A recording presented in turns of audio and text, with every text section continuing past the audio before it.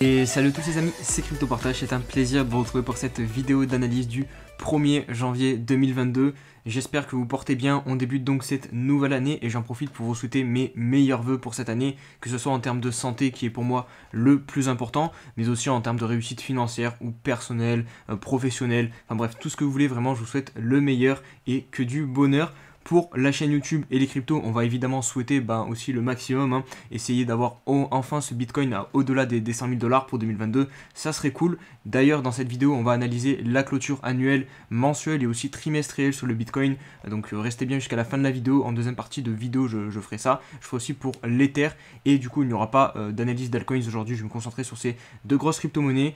J'en profite pour finir la petite intro en faisant une petite dédicace à toutes les personnes qui m'ont souhaité bonne année sous mon tweet. Donc très rapidement, Tonton, Cyril, Go, Ahead and Jump, Nathan, Alex, Amo, Arusama, Philippe et Red. Voilà, petite dédicace à vous tous et dédicace à l'ensemble de la team aussi qui m'a souhaité ma bonne année sur le Discord et aussi dans les commentaires. Donc merci à tous. Un petit point très rapide avant de débuter les news et le fil Twitter sur la map crypto d'aujourd'hui, donc du 1er janvier 2022, c'est quand même une petite symbolique. Donc on débute l'année avec un BTC à 47 000 $, un Ethereum à 3 700 $.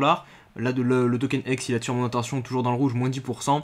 Luna, 90 $, DOT, 27 $, Solana, 170 $. Je cite rapidement les principales cryptos, histoire voilà, qu'on se mette en tête. Au début de l'année, le prix de ces cryptos, Avax, 110 $, le BNB, 120 $ à peu près. Atom, qui est toujours dans le vert, qui continue de monter, ça c'est hyper positif. Plus 10%, 35 $, le XRP sous la barre symbolique des 1 $, Dogecoin, 0,16 $, Algorand, 1,65 $. Ada Cardano 1,33 $. Je pense que je vais m'arrêter là, j'ai cité les principales. AAV, on peut conclure par lui, qui est bien dans le rouge, moins 5%, pardon, 250 $.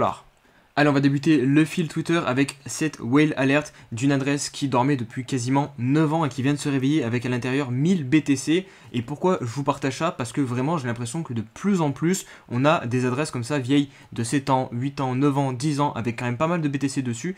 Et avant-hier je crois que j'en ai vu passer une avec 500 Bitcoin et qui commence à se réveiller. Alors je sais pas du tout à quoi c'est dû, évidemment, voilà, je suis pas propriétaire malheureusement de ces adresses, c'est pas moi qui viens de découvrir que j'avais une vieille clé Bitcoin et qui réactive ces Bitcoins, non, sinon ça serait beaucoup trop beau, mais du coup c'est très dur à interpréter. Je sais pas si c'est des personnes qui conservaient ces bitcoins précieusement et qui ont énormément d'autres bitcoins à côté et qui tranquillement les revendaient en DCA et qui ont fini du coup de vendre leur grosse part et qui s'attaquent à d'autres portefeuilles pour recommencer à les vendre.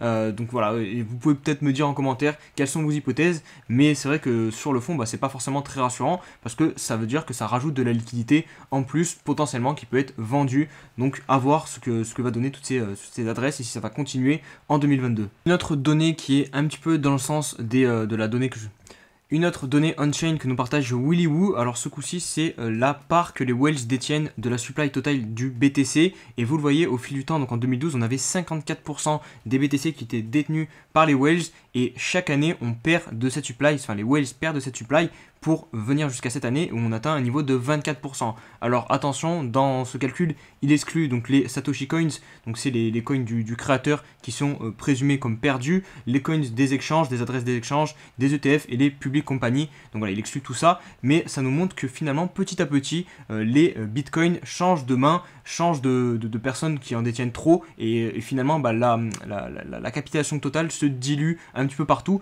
et ça c'est quand même plutôt cool. On passe d'un réseau qui est beaucoup moins centralisé, enfin du moins les détenteurs de bitcoin sont beaucoup moins centralisés dans quelques adresses et s'étalent sur plusieurs adresses, et je pense que c'est plus intéressant parce que ça renforce la force. Plus le réseau aura des bitcoins éparpillés sur des adresses différentes de personnes différentes, plus ça montrera de sa confiance, parce que forcément plus il y a de personnes qui achètent du bitcoin, plus la confiance envers le bitcoin est grande que si voilà, il y avait qu'une dizaine de personnes qui détenaient 50% du supply. Dernière petite donnée on-chain partagée par Bitcoin Archive, c'est tout simplement l'accumulation des mineurs, et vous le voyez, depuis toute la correction qu'on est en train de connaître depuis le top à 70 000 $, les mineurs sont en train d'accumuler des BTC, ils ne sont pas en train de les revendre comme ce que l'on a pu connaître durant la première partie du bull run, où vous avez vu on a eu énormément de reventes sur les mineurs. D'ailleurs ils ont réaccumulé lors de la descente du crack de cet été. Il y a eu une petite période ici où ils en ont vendu un petit peu, ils ont repris l'accumulation au niveau le plus bas et au tout début de la montée, et depuis là vous voyez on est quand même sur des niveaux d'accumulation, et je pense que aussi on est vraiment sur un niveau d'accumulation. C'est pour ça que je vous dis qu'actuellement c'est quand même un bon endroit, je pense, en tant que pour du long terme et pour du moyen terme pour acheter du Bitcoin et des crypto-monnaies en général. On va passer aux news et aujourd'hui je vais vous en présenter qu'une seule, donc c'est la seule que j'ai jugée assez pertinente. Donc c'est un différend judiciaire entre l'Ontario et la plateforme d'exchange Binance. Alors pour vous résumer rapidement l'histoire, en gros en juin Binance déclarait devoir mettre fin à ses activités dans la province de l'Ontario puisque Binance n'avait pas fait les enregistrements obligatoires auprès des organismes financiers de l'Ontario, comme par exemple ils ne sont pas enregistrés au PSAN en France, donc là ça doit être à peu près la même chose. On vient ensuite du coup la fin du mois de décembre et ils déclarent à leurs utilisateurs, donc Binance déclare aux utilisateurs de l'Ontario que finalement ils peuvent continuer à utiliser Binance là-bas. Et que fait l'Ontario? Il démente totalement les faits et dénonce une déclaration inacceptable. Donc je comprends pas trop la position de Binance, pourquoi ils ont fait ça, mentir comme ça. Donc voilà, les problèmes autour de la justice, enfin les problèmes plutôt de législation et avec les États continuent à être assez fous du côté de chez Binance. Allez, on se retrouve pour l'analyse donc du BTC. On va aujourd'hui faire une analyse très long terme pour le coup, ou du moins analyser les time frames long terme, puisqu'on a eu la clôture, comme je vous l'ai dit en intro de vidéo, annuelle, mensuelle et aussi trimestrielle. Donc on va débuter par les clôtures mensuelles. Alors là je suis en logarithmique parce que sinon si je me mets en normal c'est assez illisible. Donc on va se mettre en log. Il n'y a pas énormément de choses à dire sur cette unité de temps, si ce n'est que le Bitcoin est un actif extrêmement haussier. Vous voyez les points hauts de plus en plus haut. Et ça, ça ne change pas avec cette année. On finit l'année en hausse de... je vais vous montrer ça tout de suite. Hop, donc on a débuté l'année ici, on a clôturé ici. Donc on a fait environ 60% de hausse depuis le 1er janvier 2020. Donc c'est une belle année, hein, malgré le fait que, évidemment, on aurait aimé voir beaucoup plus de performance sur le BTC. Mais il ne faut pas oublier que 60% c'est quand même une très très belle année. Si comparé au marché boursier ou autres placements financiers, 60% ça reste quand même quelque chose de très intéressant à prendre. Au niveau de la bougie, alors on a une énorme mèche qu'on est venu chercher avec un top aux alentours des 70 000 derrière. D'ailleurs on a quand même bien retracé. Alors ça nous donne cette bougie qui est pour moi plutôt neutre parce qu'on est quand même dans une belle tendance haussière. C'est pas extrêmement positif parce que en comparaison, si vous prenez cette bougie là, pour le coup c'est extrêmement positif puisqu'on a clôturé tout en haut et on a eu très peu de mèches. Donc c'est ce qu'on appelle un maraboujou dans le jargon, dans le milieu des bougies chandeliers japonaises. Et derrière donc on a enchaîné avec une belle hausse. Là la bougie est un peu plus contestée. On a trouvé des vendeurs ici dans cette zone-ci et on va le voir aussi sur les autres time frames. Mais globalement voilà, je dirais que cette bougie est neutre. Si les vendeurs avaient vraiment poussé le prix beaucoup plus bas et qu'on avait clôturé ici, ça aurait été une étoile filante. Là pour moi c'est pas non plus une étoile filante, donc c'est assez neutre. Mais l'hypothèse voilà que on ait une année baissière n'est pas à exclure sur le BTC clairement. Donc on va voir comment cette année va se dérouler. On passe maintenant sur le trimestriel, et le trimestriel c'est je dirais l'unité de temps la plus baissière, ou du moins la plus inquiétante si on lit les chandeliers japonais, parce que là la bougie qu'on a fait c'est une étoile filante. Et c'est une étoile de retournement. Alors en général on la trouve tout en haut, donc on l'aurait trouvé ici, ça aurait été vraiment hyper puissant. Et encore même la bougie ici qu'on a faite, c'est une espèce d'englobante, donc c'est pas non plus des plus haussiers. Et d'ailleurs regardez, ça n'a pas menti, hein. On n'a pas depuis cette englobante réussi à faire une clôture au-dessus donc des 60 000 $, qui est la clôture mensuelle, non même pas trimestrielle pardon, la plus haute jamais réalisée sur le BTC. Donc là on va voir comment les prochains mois vont être abordés sur le Bitcoin. Mais c'est vrai que quand on regarde cette bougie ici, c'est pas très positif. Une autre chose aussi qui n'est pas forcément très positive, c'est au niveau du RSI. Ce que j'avais noté, et j'avais regardé vraiment en correspondance avec les dates sur le mensuel et les plus petits time frames, le début des bull run à chaque fois, et c'est vraiment dès qu'on rentrait en surachat sur le RSI, on était pendant tout ce temps dans le bull run, et dès qu'on sort du surachat, regardez, ça se confirme ici, hop, c'était direct après le top donc sur le BTC. Pour cette année, on est rentré en surachat début juillet 2020 sur le trimestriel. Et là, on est donc ressorti du surachat en avril, hein, avec le crack de mai. Et depuis, regardez, on est en train de buter avec la zone 70 de RSI. Et souvent, ce que l'on fait quand on sort du surachat, on vient buter sur la zone 70 avant de s'enfoncer plus bas. Donc si on se dirige vers ce scénario, c'est clairement pas positif. Donc voilà, le trimestriel, franchement, c'est... de ce que je lis là, de toute façon je vous ai fait le détail par détail, c'est pas ce qu'il y a de plus haussier sur le Bitcoin. On passe maintenant sur le mensuel, et le mensuel, j'en avais parlé dans les dernières ADJ, j'aurais bien aimé qu'on clôture pile au-dessus de cette zone-ci. Alors on clôture très légèrement, donc on ne vient pas se poser au-dessus des clôtures, c'est le seul petit point négatif, mais sinon globalement on tient cette zone-ci, donc de cette clôture du mois de février, hop, on tient aussi les clôtures ici, et même celle-ci, donc on reste quand même beaucoup au-dessus du support, donc qui est compris entre 42 000 $ et les 48 000 $. Donc tant qu'on tient cette zone et qu'on ne s'enfonce pas avec des clôtures en dessous de cette zone, on reste quand même dans une tendance haussière sur le BTC. En plus de ça, voilà, vous le savez, on protège. Alors, c'est pas le bon Fibonacci, vous allez rien voir. Je vais prendre le bon, hop. Où est le truc, hop, voilà, non, c'est pas celui-ci, Fibo rechargement. Donc voilà, celui-ci, hop, vous le voyez, vous le mettez sur ce dernier retracement et on est pile dans la zone de rechargement. Donc vraiment, toute cette zone-là, c'est hyper important que sur les grosses time frames, donc le mensuel, on commence pas à avoir des clôtures dans cette zone-là parce que pour le coup, ça voudrait dire vraiment que je pense que notre bull run, on pourra peut-être l'oublier en 2022. Attention, quand je dis ça, on n'exclut pas les rebonds techniques parce que notamment sur le weekly, allez, je vais passer tout de suite sur le weekly. Je m'attends toujours à un fameux rebond jusque minimum les 60 000 $ pour piéger les derniers acheteurs, faire comme ça. Et ça, du coup, ça serait un rebond technique qui plongerait le cours en tendance baissière sur le weekly. Mais du coup, il faut bien dissocier chaque time frame. C'est pas parce qu'on est baissier sur le trimestriel que au cours du daily, du weekly et du mensuel, on peut pas avoir des périodes haussières. Et donc voilà, vous gardez bien tout ça en tête. Je pense qu'on aura un rebond ici et je continue à dire qu'ici c'est une belle zone pour accumuler. Maintenant, est-ce que 2022 ça sera forcément une année où on ira chercher les 200 000 $ ou les 100 000 $? Ça, techniquement, vu ce que je vois sur le trimestriel, c'est pas une certitude vraiment totale. On va passer maintenant à l'analyse de l'Ether. On va faire pareil, annuel, trimestriel et mensuel, et vous allez voir, enfin en tout cas c'est vraiment le but de cette vidéo, vous permettre de prendre du recul sur les actifs que vous surveillez, parce qu'on a, je pense, trop souvent la tête plongée dans le court terme. Il y a beaucoup de youtubeurs ou d'analystes sur Twitter qui vous parlent de 1 heure, de 4 heures et même des time frames encore plus petites, et du coup on est trop focalisé sur le gain court terme, sur ça va exploser, ça va vite monter, alors que non, si on prend du recul, là je vais vraiment vous montrer des niveaux qui sont significatifs sur du long terme.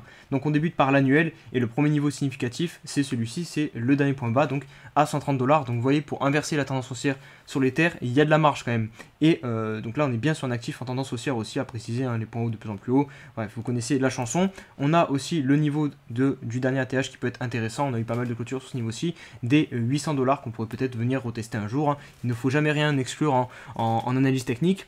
Je passe maintenant sur l'automatique. On est en logarithmique ici pour analyser la bougie de cette année, donc avec une mèche ici, et vous le voyez, elle est quand même beaucoup moins présente et beaucoup moins grande que sur la bougie du Bitcoin, où le Bitcoin on est quasiment à la moitié de la bougie, le corps a clôturé quelque part par là, donc on est plus haussier sur l'Ether. En tout cas c'est ce que nous montre cette bougie. Je pense qu'il n'y a pas plus de choses à rajouter sur cette time frame. Si petit détail que je voulais vous montrer aussi, c'est la zone de rechargement, voir où elle se situe sur cette time frame, et vous voyez on est quand même très bas.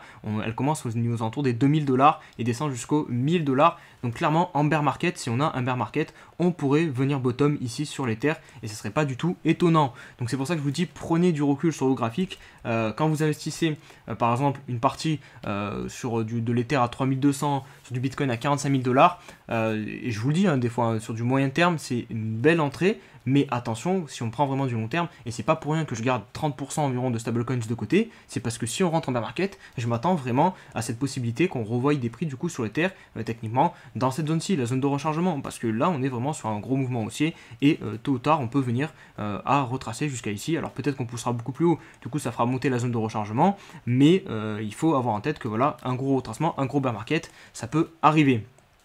On passe maintenant sur le trimestriel. Le trimestriel aussi c'est très haussier parce que regardez, on est toujours en surachat sur le RSI comparé au Bitcoin. On vient de sortir du surachat. On n'a que des bougies vertes. Alors ça c'est peut-être un petit signal négatif, hein, puisque tôt ou tard on peut se dire qu'il va y avoir une bougie de correction qui va arriver sur l'Ether. Au niveau des mèches, on voit que pour l'instant ici on avait une grosse mèche, une grosse étoile filante, et elle a été invalidée puisque regardez, derrière les bougies on a réussi à chaque fois à venir clôturer de plus en plus haut. Hop, on réussit surtout à clôturer de plus en plus haut, donc ça c'est quand même un élément positif. Finalement, si je devais donner le seul élément négatif sur l'Ether, il va être sur le mensuel, donc finalement plus du court terme, puisque on a quand même une énorme divergence baissière qui s'est mise en place et qui a été validée puisqu'on a cassé le dernier point bas ici. En plus de ça, on le casse en passant sous la zone de surachat, sous la zone de 70, et je vous ai dit, cette zone elle est quand même assez importante techniquement, donc ça c'est vraiment le plus gros point noir qu'on peut trouver sur les grosses time frames sur l'Ether. Maintenant, autre niveau intéressant à surveiller, c'est le dernier point bas au niveau du mensuel qui est situé aux alentours des 3000 $, et la zone de rechargement où je vous ai dit notamment que c'était intéressant de recharger, c'est celle-ci, donc aux alentours des 3200 $. Donc voilà, j'espère que vous avez réussi à assimiler vraiment toutes les informations importantes, les niveaux clés importants sur l'Ether, et vraiment bien comprendre et faire la différence, je vous le dis tout le temps, entre les différents time frames, parce qu'on peut clairement être haussier pardon, sur l'annuel, mais baissier sur le mensuel. Tu peux faire 2-3 mois de baisse et finir l'année plus haute qu'au niveau du point auquel tu l'as commencé. Donc vraiment ça, il faut réussir à bien l'intégrer. Et quand vous aurez réussi à bien intégrer ça, je pense que c'est là où vous ferez le plus de progrès sur les crypto-monnaies, sur l'analyse technique en général. Et on va conclure cette vidéo avec la petite question de l'abonné. Aujourd'hui, une question de Captain Hobbies. Tu me dis, tiens, en parlant de stacking et tout, dans la question des abonnés, tu connais ou tu utilises Celsius, tu en penses quoi? Alors oui, je connais et oui, j'utilise Celsius. Je crois que j'ai environ 5 ou 10% de mes actifs qui sont stackés là-bas, puisque oui, tu as une rémunération.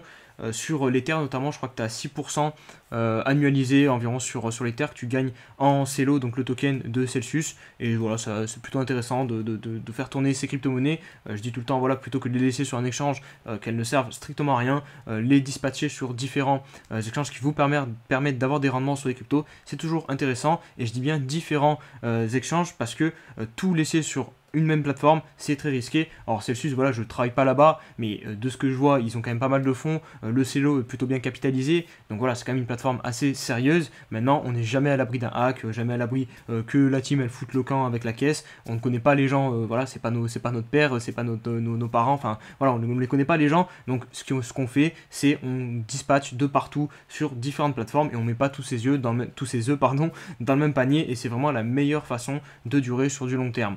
Donc voilà pour ma réponse. J'espère les amis que cette vidéo vous aura plu. Si c'est le cas, n'hésitez pas comme d'hab à mettre un petit pouce bleu à la vidéo. Et on se dit à demain pour une nouvelle vidéo. Allez, ciao ciao.